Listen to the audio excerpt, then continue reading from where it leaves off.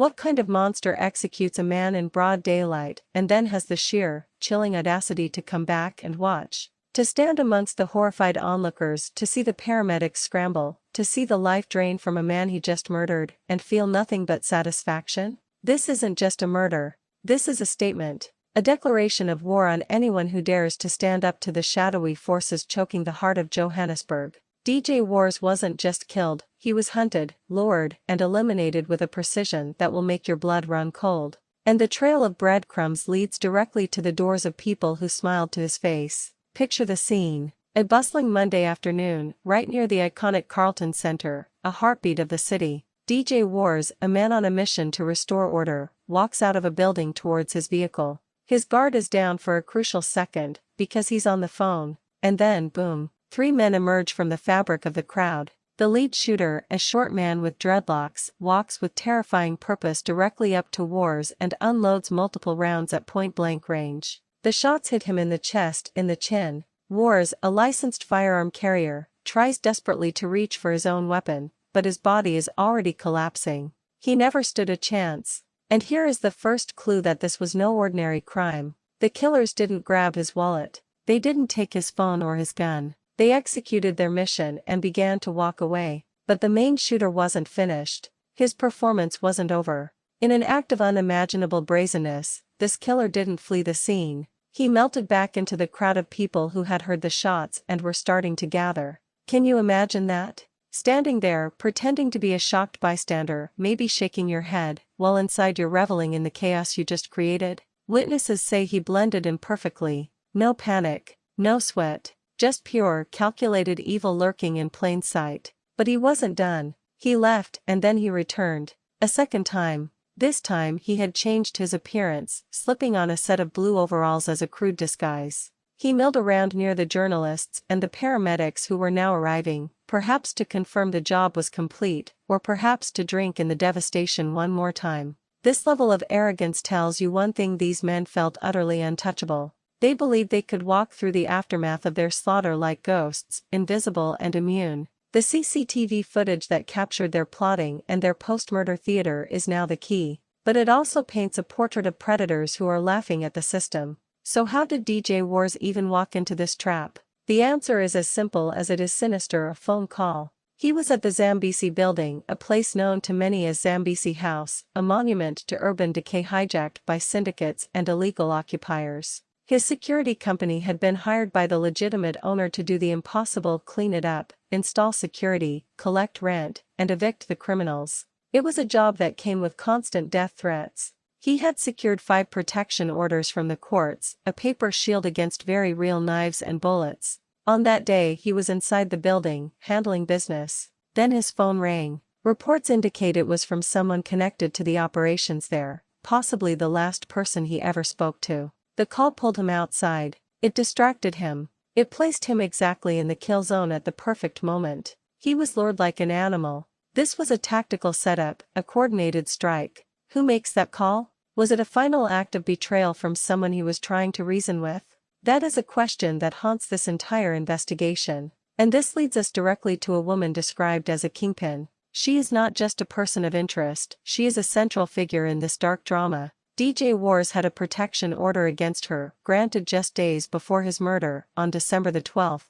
She lives in the Zambesi flats and is part of the committee that illegally runs the hijacked building, profiting off the desperation of the poor while the real owner gets nothing. Her threats, according to court documents, were not veiled.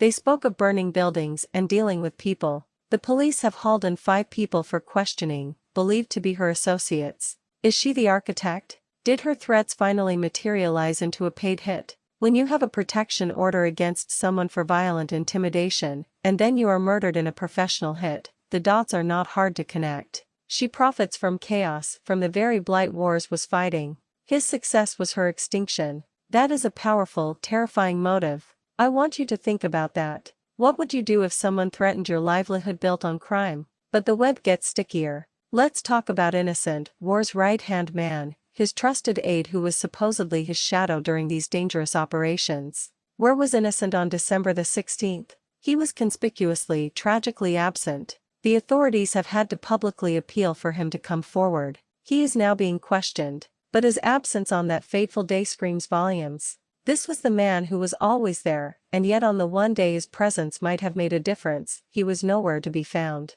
Was he afraid? Did he know something was going to happen and chose to stay away? Or is there a more sinister possibility? The police are questioning him as a witness, but his unexplained disappearance at the critical hour throws a long, dark shadow over his allegiance. Trust is the shield of a bodyguard, and when it shatters, the fragments become weapons. What do you think his absence means? Was it cowardice or complicity? Now, let's step back and look at the man at the center of this storm. DJ Warras was only 40 years old. He leaves behind 3 young children. His crime? Trying to restore a piece of his city. The tributes pouring in call him a hero, a beacon, a fighter. And he was. But in a landscape where criminal syndicates operate like governments, being a hero is a death sentence. The police are clear this was a contracted hit. There was a price on his head for the crime of doing his job. They are tracing the gun, which ironically jammed on its final shot, a small stroke of fate that perhaps prevented even more carnage. They are reviewing every frame of CCTV, flooding the streets with informants. They promise raids, they promise arrests. But can they truly penetrate the wall of silence that protects these killers? The shooter felt safe enough to return to the scene twice. That tells you how much fear these people command. So where does this leave us? It leaves us with a city on edge. It leaves us with a family shattered. It leaves us with a simple, horrifying question: if a man protected by court orders, doing legal, restorative work, can be gunned down so easily in the busiest part of town, then who is safe? This murder is a wake-up call. It's a mirror held up to a rot so deep that the killers feel no need to run, only to linger and observe their handiwork. This is more than a true crime story. This is a battle for the soul of Johannesburg. On one side, the forces of corruption, intimidation, and violence that hijack buildings and lives. On the other, the brave few like Warras who stand up, armed with nothing but a vision for something better. His death is a devastating blow, but it cannot be the end of the fight. The public pressure, the media spotlight, the dogged detectives, this is what must now become the weapon. The authorities say they are questioning everyone in the building. They say the poor and working class narrative some hide behind will not fly this time. They promise action is imminent. But we have heard these promises before. This case, with its chilling brazenness, its clear motives, and its cast of characters, must be the line in the sand. Justice for DJ Warras is not just about convicting a shooter. It's about dismantling the entire network that ordered the hit, that lured him out, that threatened him, and that watched him fall.